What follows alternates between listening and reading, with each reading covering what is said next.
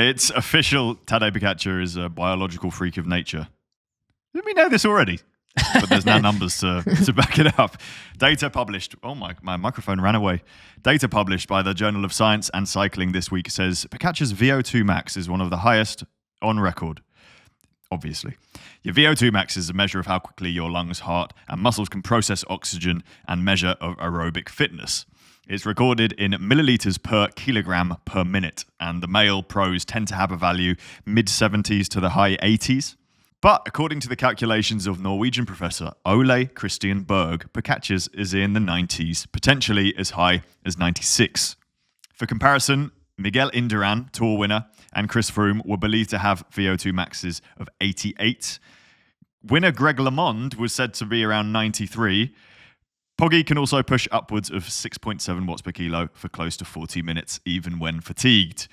And when he's relatively fresh, he can hit 7 watts per kilo for close to 20 minutes. Francis, weren't you saying your VO2 when you were trained was like 108 or something? Yeah. Highest in the world. Yeah. Highest in the world. As was Coach Pete's as well. Yeah. Insane, off the charts. No, mine actually did come out quite high, which makes it even more embarrassing how I was at racing bikes. I was never a good bike racer. Let's just get this out on the internet. I was never a good bike racer. I was just really fit. I was strong, but that doesn't make you a good bike racer. Because as soon as everyone else is strong in the race with you, then you get binned. There's always Pete there who's like double hard and knows how to ride for a bunch, save loads of energy. And then if you're just a fit noob, then it doesn't get you that far, unless you do it for many more years than I did. So you needed the aero socks and helmet and tiny little glasses. That's all I needed. And stuff. If I had adopted that early. Mm-hmm.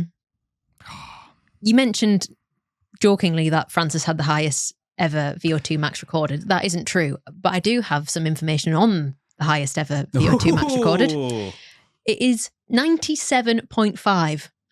And it was recorded in 2012 by an 18-year-old Norwegian junior cyclist called Oscar Svensson.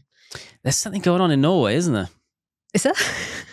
Well, the scientist was Norwegian. I see, okay. Maybe that's why he had an interest. So, as you can imagine, the news of his incredible VO2 max results received a lot of attention. The figure was actually disputed among scientists. The ones who did the initial test even sent the machine back to the manufacturers to make sure that it was calibrated correctly. It was. He was later retested in 2019 and it was 96.7. So it probably was legit. But whatever happened to Oscar, I hear you ask? Well, I shall tell you. I was interested, like someone who's got the highest ever VO2 max, who's a junior in cycling in 2012, I would have expected to hear his name. Know his name. Well, to still be hearing his name, essentially. So his story was he enjoyed some success. In 2012, he was junior TT world champ. 2013, he joined a Conti team. He got a few promising results. He came 5th in the under-23s Tour de l'Avenir, which is kind of seen as the baby Tour de France. It's the same route. 2014, he took a break, which then eventually turned into a full retirement. He essentially, he says, sort of lost motivation. He cited some illnesses and injuries, but also the immense pressure and expectation that came with this high-profile result. So it was almost like the VO2 max became a poison chalice. He said, talent is in the head. That's what you create yourself. The physical is just a bonus. Ooh. So he stopped formal training. He was doing just like a couple of runs a week. And then they actually retested him because they were so interested in him. And he had a VO2 max score of 77, which is still incredibly high, untrained. And then the impressive thing about him was how high it could get when it was trained. But yeah, he decided to quit cycling, return to university and studied psychology. Lovely. Yeah. You do see this sometimes with some of the pros, is that each generation there's a handful of people which are touted as being the next big thing, and when it doesn't happen they just get absolutely slated for it. Like examples are, well, now is Remco, is that he's an unbelievably fantastic athlete, but he is in the shadow of Pogačar, and as a result of that he's only in the Grand not Tours, though, Jimmy. When it comes to sort of TT, he's best in the world, isn't he? Well, yeah, but he's having to double down on it now. And then you've also got the Ineos rider.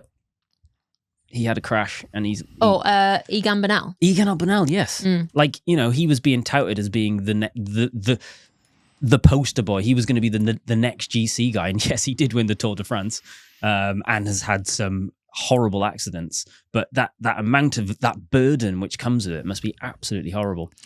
Remco is Metallica and Megadeth.